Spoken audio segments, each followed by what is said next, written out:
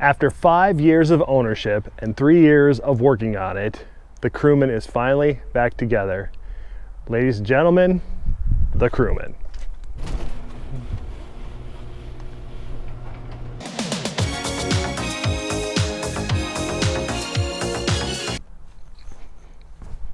You didn't think I was going to show you the good stuff right away, did you?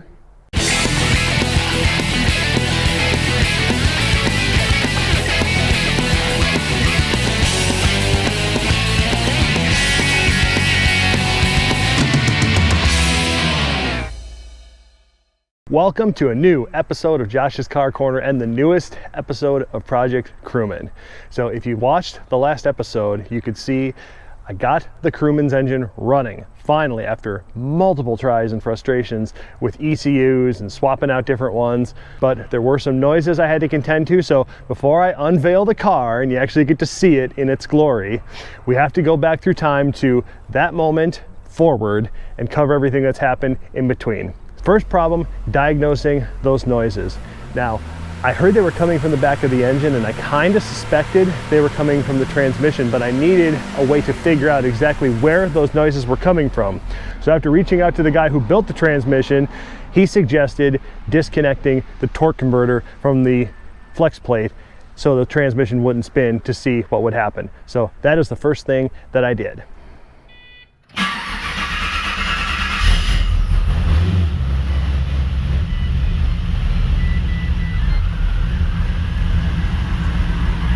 It's not there at all.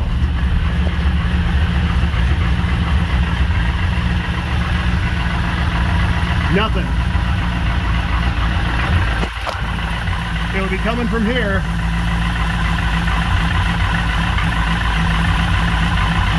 I hear the flex plate chattering around a bit, but that's it.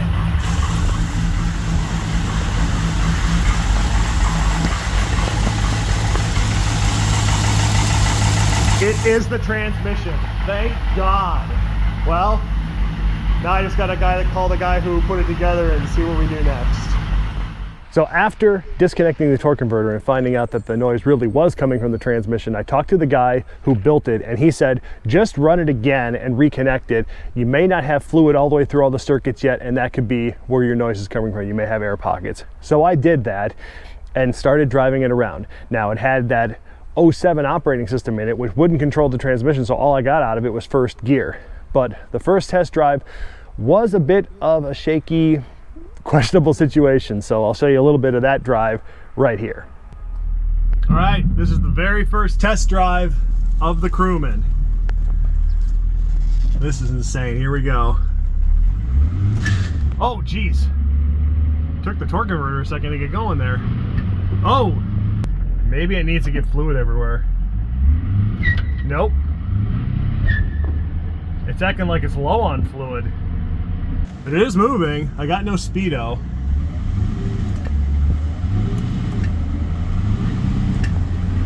Okay, I gotta really wind it up to get it to move. This is not gonna be a long drive as a result because I'm kind of worried about what's happening in there. So it just goes to show how long it takes a torque converter to fill back up with fluid when you fire up a transmission for the first time, because the first time I checked it in the garage, the dipstick read full and it went completely off the stick, as you can see. So as I filled it up with fluid, it got better and better and better, and the best part is more of the noises started going away and the thing just kept getting quieter and quieter the more I drove it. But if I was going to be able to drive it properly, I needed to be able to get more than first gear. So that is when I reached out to the guy in Australia who's been helping me with all this stuff, David Christie, who also goes by Torque Up. He finally figured out what was going on with the OS he was sending me and why it wouldn't allow the engine to start. So after making a bunch of changes, we got it to the point where that ECU would run the car and run the engine, and it actually ran it a little bit better than the 07 OS did. So with that in there, I was finally able to get all the gears. So what I'll show you here is another video clip I shot where after I got the fluid levels filled up, the transmission was shifting a lot better and it was getting quieter and quieter. With the new ECU, it was finding all the gears, and you can see how it was driving at that point. It's driving better. So I'm just gonna keep taking it out and just putting it through its paces. Good thing is, traction control started working. So I have traction control, which means I have ABS. And it isn't coming back on. I can turn it off and I can turn it back on. So that actually is working. So that's a win. So I'm just gonna keep taking it around and put it through its paces.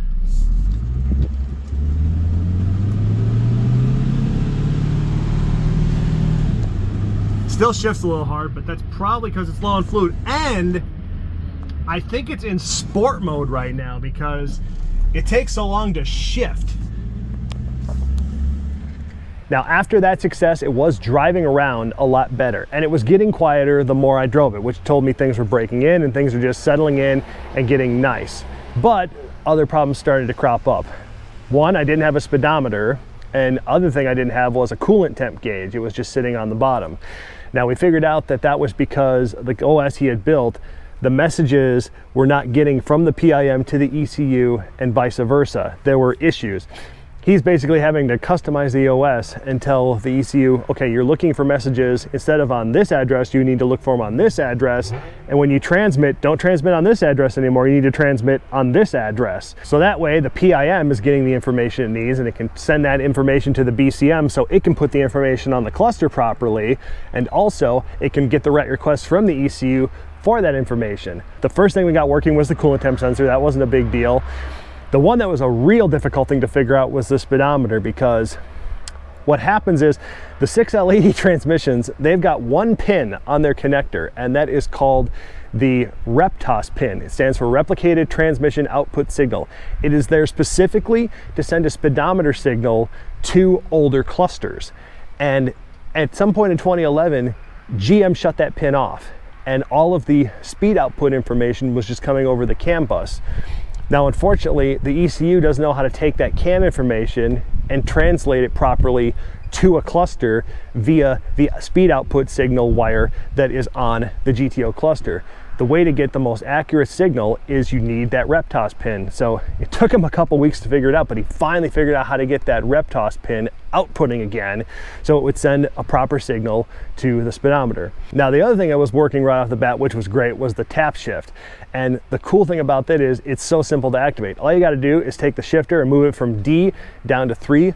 You're in tap shift mode. His Crewman was the first Crewman in the world to have that feature. Mine, as far as I know, is the second, but it's such a cool feature to have with the 6L80 transmission, to just be able to select whatever gear you want. So at this point, I had been driving around the Crewman in my neighborhood with no bed on it, no hood, and no fenders and no front bumper. So it looked like this weird skeleton of a car driving around the neighborhood, and it got a lot of interested, confused looks, which I can't blame people for, because with all that stuff off, it doesn't really look like much of a car. So once it got to that point and running that well, I decided it was finally time to start putting the body back on. So after a couple of long days in the garage, on a football Sunday, I finally got the Crewman body back together. Well, it's opening day of football season for the Packers, and even though I'm wearing a Green Bay t-shirt, my thoughts and focus have not been on the Packers right now. They have been on the Crewman, and boy, have I got something to show for my effort. So I'm going to do this just like the very first time I ever revealed this car on camera on Josh's car corner. So we'll start here. So we've got headlights, which you saw before, and now we've got the wheels back on, car sitting on the ground. New guard flutes. These were not here before. These came in black, and I like them so much, I might just leave them that way when all is said and done. You saw the windshield was back in, but what you didn't see is the wiper arms and wiper blades on here. That's all been reassembled. This is the left-hand drive cowl out of Saudi Arabia or the UAE, I can't remember. That makes it left-hand drive, so it fits with the hood, and I can still use the factory hood. This is the only Crewman that's been converted to left-hand drive that I know of that has this cowl so the hood fits properly. Now, the doors are back on, you saw that. No big changes there. You might be able to see that the rocker panels are back on now too. Same thing back there. Oh, the bed's back on. Yes, it is. And if we go around the back here, you can see taillights. These were another acquisition from Fair Spares GM in Australia. These are nothing special. These are just the taillights I think they all come with. I don't think they came with different ones, but they are brand new and they look good. And you can see the rear bumper's back on. trailer hitch is installed. Down here, I managed to find a US connection bowie that'll hook up to the little factory bracket on the factory tow hitch. I still have to wire it in, not done yet. But as you can imagine, based on everything you just saw, the Crewman is back together. The only thing that's not done is the sailplane and the wheel arch liners. I have both the fronts. I only have one of the rears. I'm gonna have to get the other rear out of Australia.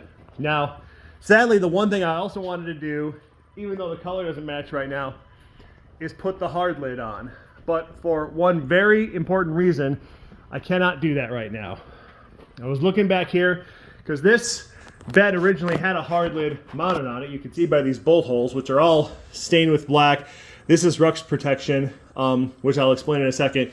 But if you look in here, you see how this piece right here is broken? Look closely. The bed is splitting right there. And I'm sure that's because of the stress that was put on this whole section by the original hard lid. So I can't put a hard lid back on this bed until that split has been repaired. And I think some structural reinforcement is going to have to be added to this whole section because this metal is pretty thin. I don't really think it was ever designed to carry the factory hard lid, at least not long term. It's just not strong enough, and it's not sturdy enough either. So I think some reinforcement is going to have to be done back there.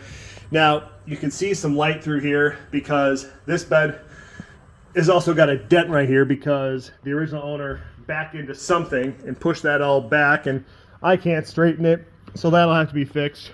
Fortunately, my buddy Fu Manchu sent me the little plastic alignment bracket that goes right about here to replace the one that was broken in the initial hit.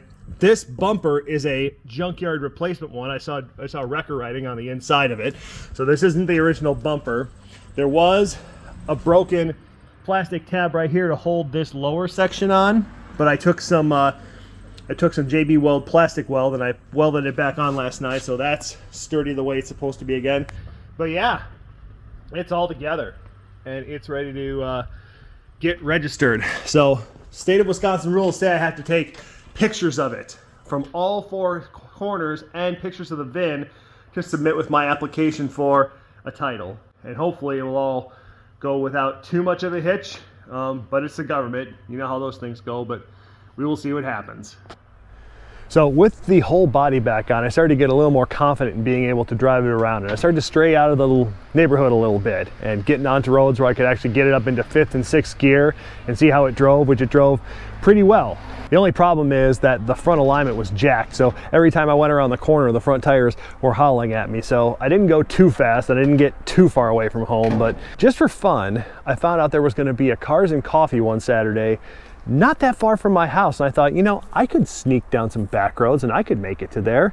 Why not take it there and see what people think? Okay, so I'm heading right now to a Cars and Coffee in the Crewman. I would normally not go but it's only a mile from my house. The reason I say that is because I just sent in the paperwork for registration and titles, and I don't have a title for this thing yet, so I'm technically riding dirty. But it's only a mile from my house, and I can take back streets, so I figure, what the hell. I'm kind of curious to see how people will react to this thing, so we'll see what happens when we get there. So what I'll do now is I'll pull it down into D3. Now, this activates tap shift, so now I can start changing gears myself. So watch, tap down, there's 5th, there's 4th, and we'll sit down here in 3rd. And as you notice, it kind of does a throttle tip in for downshift too, so it's kind of like a rev matching downshift it does, which is great. So there's 2nd, and then it should automatically go to 1st even without me doing it. And it did. There's 2nd gear. The tap up gear changes are still quite firm. Whereas when I just have it in D, it's pretty smooth changes. So I'm going to put it back in D now and just let it do its thing. But it's nice. I haven't had a chance to really stand on it yet and see how fast it will go because these tires are shot. They squeal when they're cold. They squeal when you go around corners. There are micro cracks all through the sidewalls. I don't trust them. So I'm not going to be going freeway speeds or doing anything power test related until I've got some new rubber on this thing. Well, I was there for about an hour, hour and a half. There was only about 7 or 8 cars there because it rained the night before. And everybody, I will say this, well received. People really seem to get a kick out of it. So I talked to one guy named Shay for a couple hours. He's pretty cool. And they invited me to their big car show 2 weeks from now and said, oh, you have to bring this. So I will definitely be taking it to that show as well. Back to the garage. I got more of it to put back together. So at this point, to tell more of the story, I have to make one slight detour. So I was driving from back home from a doctor's appointment and saw a car on the side of the road that completely changed the next weekend of my life with the Crewman. And I'll show you what I mean by what changed it. Yeah, I was just driving back to the office from lunch and I just happened to see this. Now, if you don't know what this is, then you don't know movie history, but I never in my life have seen anything close to this. It even has the right license plate. I mean, in my life, I've seen like 3 or 4 Back to the Future DeLoreans.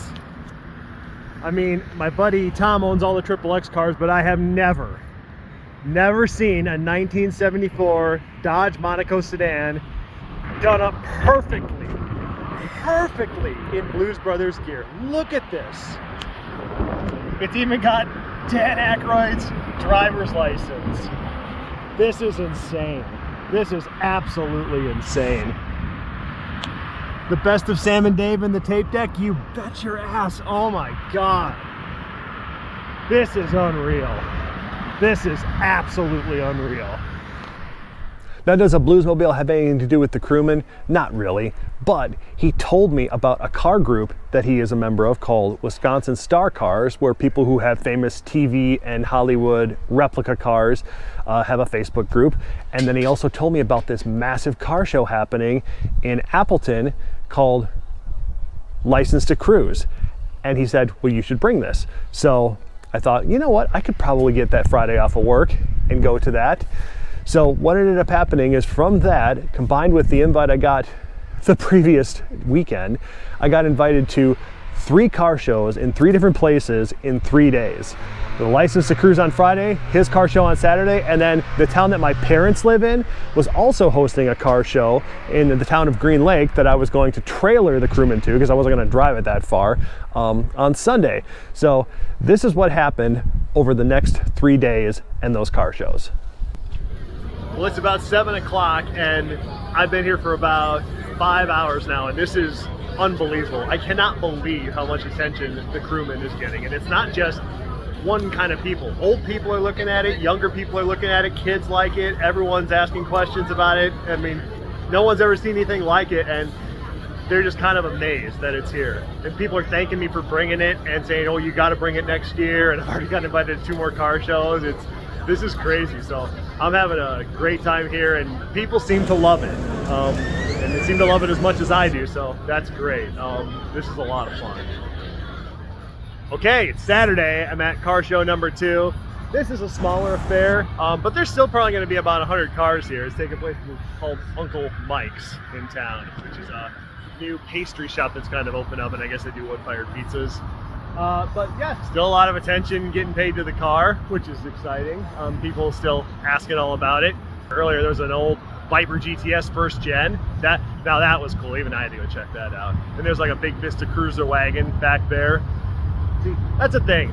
I'm not attracted to like the hypercars or the supercars. The oddball stuff, the stuff that people are just keeping running because they love it, that's what I love. And I think that's the vibe a lot of people are getting out of this thing, because it's far from the prettiest car here, but it is one of the most interesting, and for me, it's one of the most fun. I'm enjoying driving it so much right now, so be here a little while longer, and then I'll be loaded on a trailer to take it to car show number 3 tomorrow. All right, well, here I am at the 3rd car show in 3 days. This is the Green Lake car show, Green Lake, Wisconsin, where my parents live. This thing is really blown up. Last time I was in it 8 years ago with the GTO, there was maybe 300 cars. I would say there's probably closer to 600 now. They are everywhere. But even still, The Crewman is getting some attention, and I was not sure what kind of attention it would get here because it's a different kind of crowd than a big city like Appleton. Not that Appleton's that big a city, but yeah, people are still loving it. They're checking it out and asking questions, and I'm just loving it. So, all right, this is it. We have come to the big moment. Now you might expect me to be opening this garage door back up again and see a Crewman in there, but I can't do that because the Crewman's not in there. It's actually sitting right there. I know it's still pretty rough, and the paint definitely needs to be redone, and the interior's missing bits, but I cannot tell you how much I enjoy this car, how much I enjoy driving it. It rides so quietly and so comfortably, even with no roof, even with interior bits missing. And with the front end align, it drives so straight and smooth down the road, and the brakes are nice and progressive, and it just shifts so cleanly and so quietly. And the paddle shift, it shifts a little firm. There's some tuning to be done there, but the fact that it even has that and it works is amazing. It'll ride around all day in 5th gear at 35 and get 25 plus miles to the gallon. It's great. And I haven't even tuned the engine yet. There's so much left to do, and I still just love it to death. It is so cool. I mean, this is just the beginning. I mean, if I'm being honest, there's so much there's still to do, but the fact that I can now drive it around and enjoy it after 3 years of working on it, 5 years of dreaming about it, it is awesome. It is truly awesome. So here is the craziest part, and this is how I've had to change the ending of this episode. Today I was getting the Crewman picked up from a shop because I was getting the AC system recharged so I can make sure the AC works. A few days ago, it was at a different GM dealership where the front end was finally getting aligned, and boy, that was an adventure trying to get it into their computer system because they tried to plug in the Holden VIN and it kind of came back as a Commodore, but they couldn't book it as that because the system wouldn't have it, so it was a mess. But they got a huge kick out of it. They loved it. On the way back from picking up the Crewman today to get from the AC getting recharged, I got a phone call this morning. It was at the Green Lake Car Show, and it turns out while it was there, the Crewman won an award. It got the award for a top 10 bitchin' ride. So they picked out 10 cars that weren't good enough to be best of show, but just were really cool in their own right. The Crewman's won a trophy. It's only been on the road 2 months. So how awesome is that? I was totally stoked about that. As you can tell, I am just elated. 3 hard years of work is finally starting to pay off. And at this point, I need to just give out a ton of thank yous to so many people that have helped me along the way here. First off, my buddy Sean, who is a computer genius, helped me with the GTO, helped me figure out the rear brakes on the Crewman, helped me figure out a bunch of other little things, or at least ways to proceed. He's been a huge help. Could not have gotten this far without him. I actually have to thank my neighbors across the street, whom you've never seen, but they actually came over one night out of the goodness of their heart, and all 4 of us grabbed corners of the bed, lifted the bed, put it back on the frame of the Crewman. So that was a huge help. A huge thank you to my friend Fu Manchu in Perth, who sent me the brackets to put the rear bumper back on that you can't get anymore. He sent me the O-rings for the fuel pump bucket so you can seal it back up in the tank, and gave me a ton of advice about how to seal up all the exterior sailplane panels so you don't get water in them. He's been such a huge help and a huge booster in Australia for me of this project. That big thank you to him. A massive, massive thank you to David Christie, Mr. Torkup, who has a shop in Perth, and if you live there, you should check him out. His computer genius is the only reason the Crewman is on the road and running and driving as well as it is, with the 6L transmission, talking to everything in the car, working perfectly. And it's been a battle to get everything working, but we just keep improving it bit by bit by bit here. And as a matter of fact, there's a tune waiting for me on my laptop that I got to throw in there, and that should enable the cruise control to start working. And at that point, I think every single function of the Crewman will work the way it's supposed to work from the factory. Could not have gotten this far without his help. Massive, massive thank you to him. My buddy Ali for giving me the 6L that got rebuilt. My friend down in Madison, Ali G, he goes by on Facebook. He gave me all the parts to build the 6.2 that's in this thing. Well, he gave to me, but he gave me a pretty good deal. I also have to give thanks out to Day's Parts Yard. Kenny Day sent me parts for the cooling system. My buddy Jared down in Arizona, he sent me a bunch of parts. I've got a new set of front springs waiting for me to put in this thing because I think it's been riding around on V6 front springs. I also have to give a massive thank you to a Mr. Randy Reese from Left Hand Utes in Denver, Colorado. I visited his shop 10 years ago and saw what he was doing converting VEs and VFs to left-hand drive, and he even had a VY there that day. I would have never had the inspiration to think that I could do this myself. Take a body, convert it to left-hand drive, build it all, get the electronics done. If I hadn't seen him do it, I don't think I would have ever even tried to tackle something like this. To know that it was possible by his example is one of the reasons the Crewman is also sitting here today. So a big thank you to Randy Reese. I hope you're still doing well out in Denver. That is going to do it for this episode of Josh's Car Corner and Project Crewman. And there's still going to be plenty of episodes to come on it, believe me. There's no roof liner yet. I still got to put a stereo in it. It needs paint. There's still all kinds of body work that needs to happen, especially to the bed. It's got some rough spots. A lot of little things that still need to happen, but the fact is it runs and drives and I can enjoy it, and it feels, I cannot tell you how good it feels to have taken this thing from where it started 5 years ago, full of cobwebs and cardboard boxes full of junk, no engine, no trans, no wiring, no dash, nothing. And it is now a running, driving car, and I think it's just one of the coolest cars I've ever seen, the coolest car I've ever owned, and a lot of other people out there who have seen it tend to agree. So thank you very much for watching this episode of Josh's Car Corner. I will see you in the next one.